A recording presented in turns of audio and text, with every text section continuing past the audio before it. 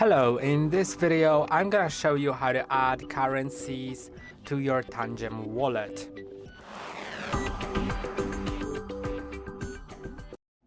It's a pretty simple thing. All you need to do is pull up the search bar, and then find the one that you want to add.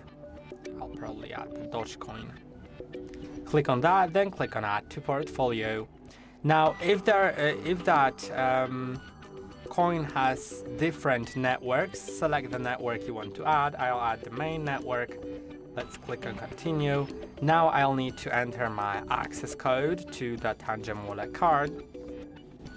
Now click on Continue and tap your phone to the card. Now it is added. And that's it. I hope that video was helpful.